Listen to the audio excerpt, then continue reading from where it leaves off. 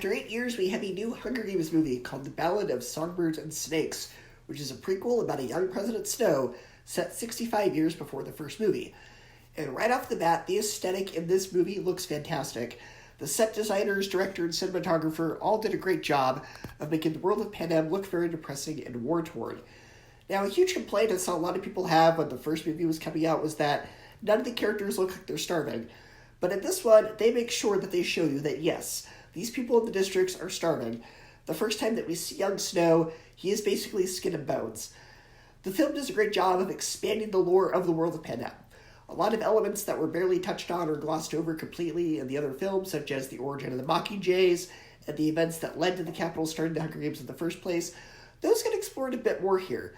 The characters in this movie are all fantastic, and frankly, I actually cared about the love story between Snow and Lucy in this one, whereas in the Katniss films, I honestly didn't care less who she ended up with. I just wanted her to overthrow President Snow, and I found the love triangle aspect a bit thin. Here, I actually care about Snow as a character and what happens with his relationship. The film does a great job of showing just how despicable the people in the capital are.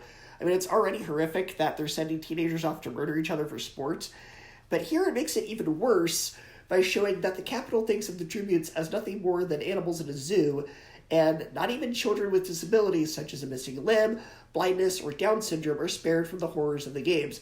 They're sent off to be tributes as well, and the capital even takes bets on who's going to last longest, and they even laugh when certain children are murdered. The film did a great job at making you feel absolutely angry for the horrible things that they do.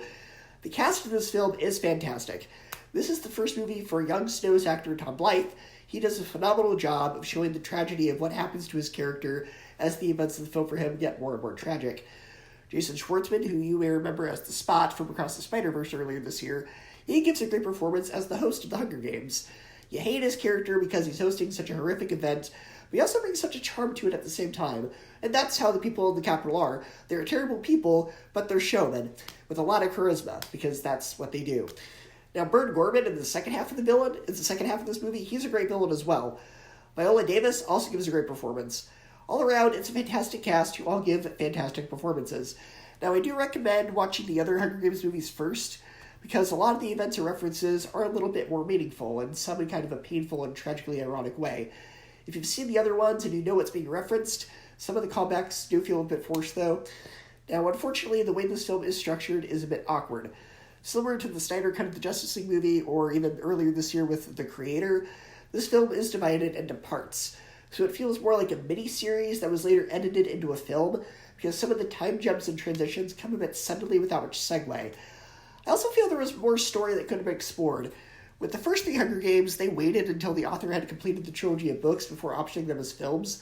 But here, this feels like the first film of a trilogy, or the first season of a TV show. It doesn't really end with Snow's rise to power, so it feels more like a to be continued. And the problem with that is that, as of me making this video, there aren't any more books.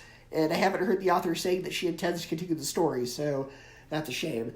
It feels like there's more compelling ideas about Snow's ascendancy and what led him to become as despicable as he is, but I blame that more on the author. If you're a Hunger Games fan, it's worth seeing. For me, this gets an A-, 9 out of 10, and a 4 out of 5 stars.